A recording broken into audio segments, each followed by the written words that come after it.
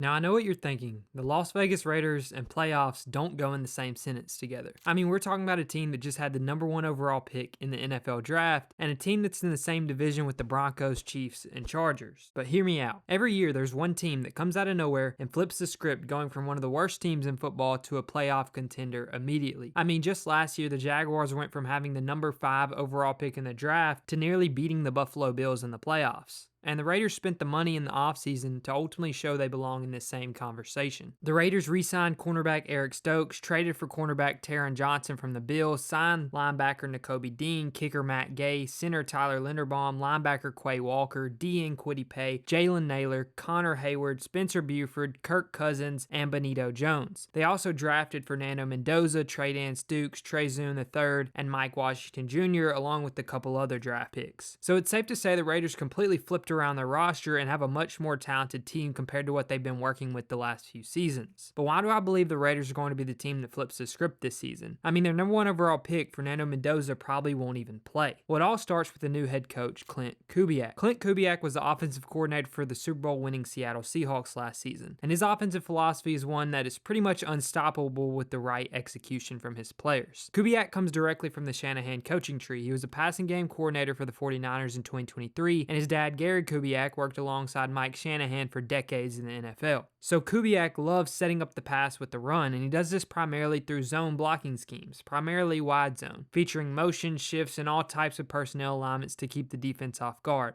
However, the personnel alignment that I believe he's going to use a lot more in Vegas compared to his time in Seattle is why I think the Raiders are going to be a sneaky good team this season, and that is 13 personnel, primarily because of Brock Bowers. The best offenses in the NFL have begun to realize that 13 personnel might be the most difficult personnel package for opposing defensive coordinators to stop. And Klint Kubiak knows this because his team, the Seahawks, led by the best defensive mind in football, Mike Macdonald, couldn't stop the LA Rams last season, who lined up in 13 personnel more than any other team in the NFL, and it wasn't even close. The Rams used 13 personnel 3 times more than any other team in the NFL down the stretch last season, and they had one of the best offenses in NFL history, led by MVP Matthew Stafford. Now, I'm not saying the Raiders have Matthew Stafford, but Kirk Cousins is a good distributor of the football who has played well in Klint Kubiak's system before, and Kirk was playing good football down the stretch with the Falcons last season. So what makes the Raiders such a scary team when it comes to 13 personnel? One name: Brock Bowers. Brock Bowers has only been in the NFL for 2 years, and in those 2 years, he's on pace to become the best receiving tight end in NFL history. But it isn't just Brock Bowers being the best receiving tight end in the league that makes me think the Raiders will be unstoppable in 13 personnel, but it's also who's behind him on the depth chart. The Raiders also have Michael Mayer, who they drafted with a 35th overall pick in 2023, and many people, including myself, believe that Mayer's a top 20 tight end in the NFL. But it doesn't stop there. The Raiders also picked up Albert O and Ian Thomas last offseason, neither of which are household names,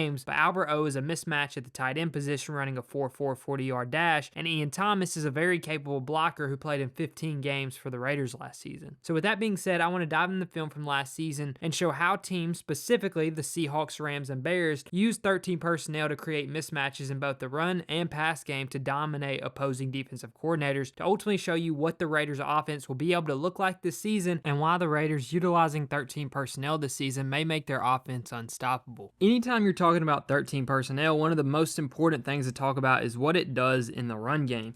You see here the Seahawks are going to be running pin and pull, and ultimately what pin and pull is, it's kind of like wide zone. The only difference is any uncovered lineman or tight end ultimately here is going to be pulling. So 72 Bradford, I believe that is, as well as number 18, Elijah Arroyo, are both going to be pulling on the outside, getting in the open space, and ultimately blocking out in that open space. The reason this is so dominant is because if you think about wide zone principles, right?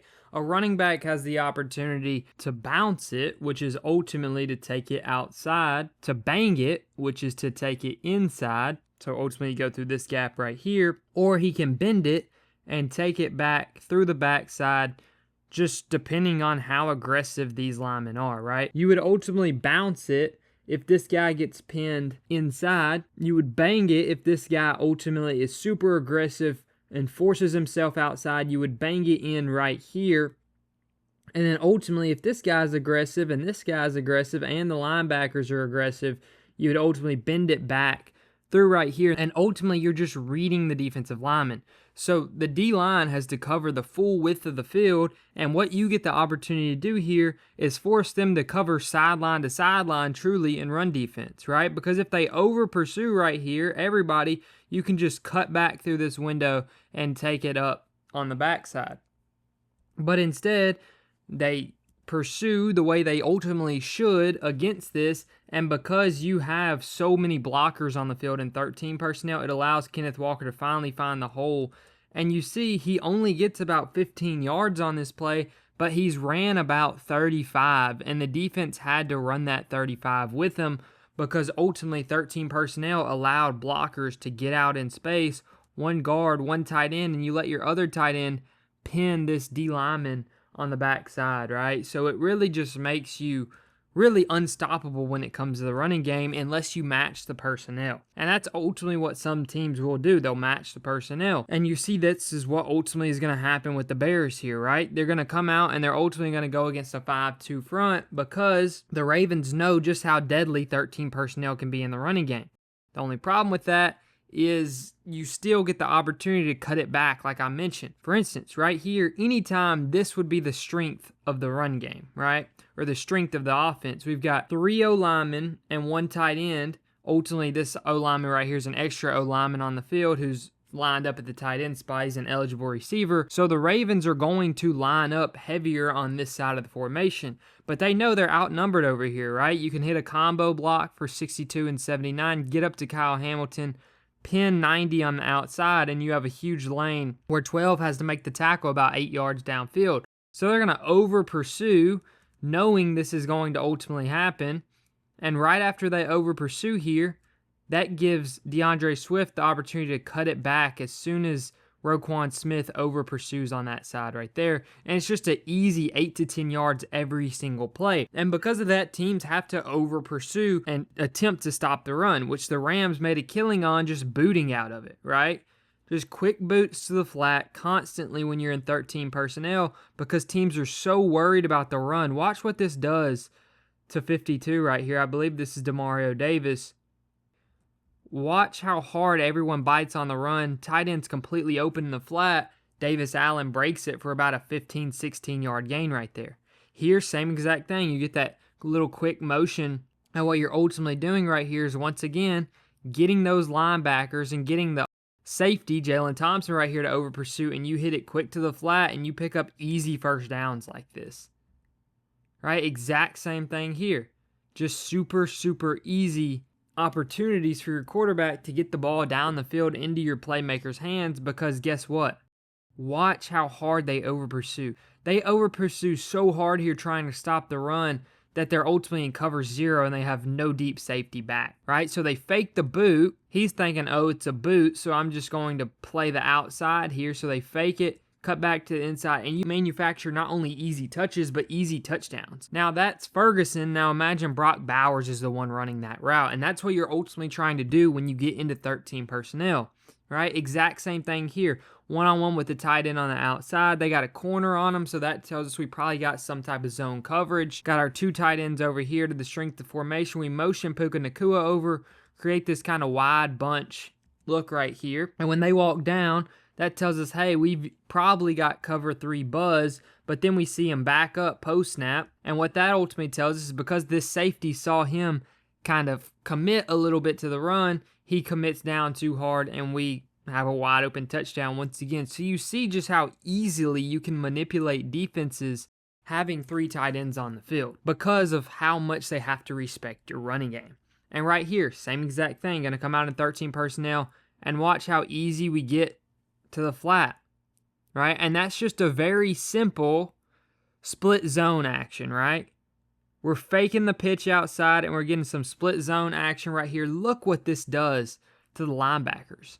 I mean, when we pause it right here, there's no one within 20 yards of the open receiver running down the sideline, and we have a tight end blocking for him downfield. So once again, we're manufacturing easy first downs, easy touchdowns, easy touches to our tight ends.